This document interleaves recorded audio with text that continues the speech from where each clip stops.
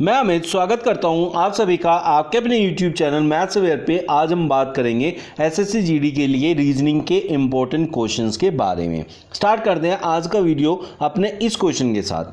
4 शब्द दिए गए हैं जिनमें से 3 किसी तरह से समान है जबकि एक अलग है। असंगत शब्द का चयन कीजिए। इनको कहते हैं असंगत शब्द। असंगत मतलब जो उनके संग मैच ना करता हो या ओड वन मतलब अलग, तो उसको हमें यहाँ फाइंड करना होता है। तो पैटर्न हम देखेंगे क्या क्या हमें दे रखा है और कैसे हम फाइंड करेंगे। ऐसे टाइप का एक क्वेश्चन जरूर पूछा जाएगा एसएससी जीडी के अंदर। तो अब हम देखें, कॉमिक के अंदर सी है लास्ट में यहाँ भी सी है, जबकि सेल्स में भी दोनों में लास्ट में एस है, जबकि शूज में भी दोनों में एस है। तो जो पहला आपका अल्फ़ाबेट है वो ही लास्ट अल्फ़ाबेट है इन तीनों के अंदर, जबकि डी वाले में पहला अल्फ़ाबेट और लास्ट अल्फ़ाबेट सेम नहीं है। तो ये इन तीनों से मेल नहीं खाता है। ये आपका करेक्ट आंसर होगा। ये चूज करना है कि option D is your correct answer, जो इन तीनों से मेल नहीं खाता है। तो इन चारों में से ये अलग है। उस सही विकल्प का चयन करें जो रिक्त स्थान की पूर्ति करते हुए श्रृंखला को पूरा करे। मतलब जो इन दोनों में पैटर्न है और फिर इन दोनों का इससे तीसरे से पैटर्न है, तो वो ही नेक्स्ट वाले से कैसे पैटर्न हमारा बन जाएगा। तो आप ये देखें कि अगर हम इधर से जाएं तो y से 1 कम x होता है, x से 1 कम w होता है। तो w से हमें 1 कम देखना है कि वो क्या होता है, जो कि v होता है। अब हमारे पास नेक्स्ट वाले में देखें तो e के बाद f है। E से डायरेक्ट F आता है, F से अगला G होता है, G से अगला H होता है, तो यहाँ H आएगा। जबकि B से D के बीच में 1 का अंतर होता है, B से C आएगा तो C गायब है, D आया। D से E गायब है तो F आया। F से G गायब करेंगे तो H आएगा। तो आपका आंसर VHH हो जाएगा, जो कि ऑप्शन D है। तो इस तरीके से इसको करना होता है। वैन आरेख का चयन करिए जो दिए गए 3 वर्गों के बीच संबंध को सर्वोत्तम दर्शाता है।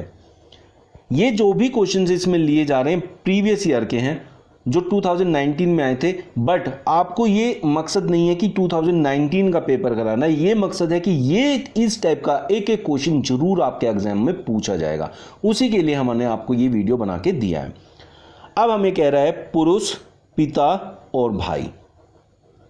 अगर हम पिता और भाई की बात करें, पिता और भाई जो भी होंगे वो सब पुरुष के अंदर तो आएंगे ही आएंगे। तो एक के अंदर बाकी 2 होंगे।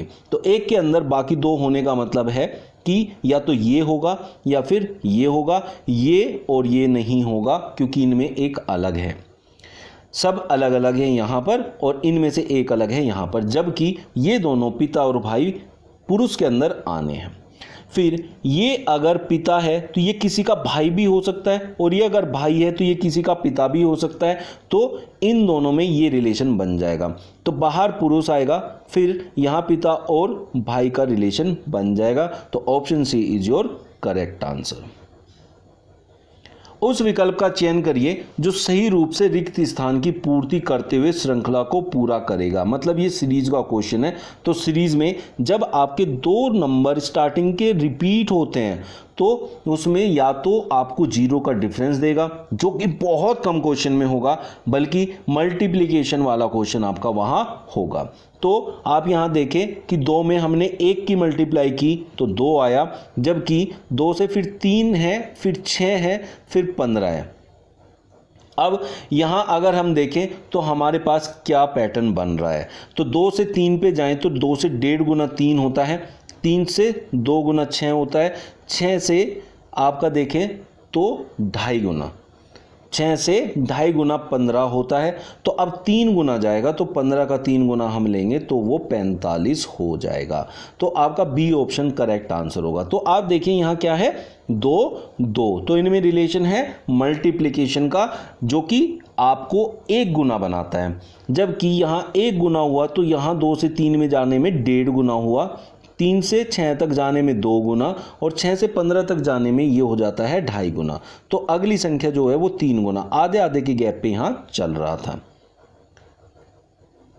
उस विकल्प का चयन कीजिए जो तीसरे पद से उसी तरह संबंधित है जिस प्रकार पहला पद दूसरे पद से संबंधित है। तो यहाँ दिया है बत्तख कुड़कुड़ाना, बत्तख कुड़कुड़ाती है, तो वो कैसा साउंड प्रोड्यूस करती है। तो यहाँ साउंड जो भी हमने लिया है उसके साउंड की वहाँ बात हो रही है।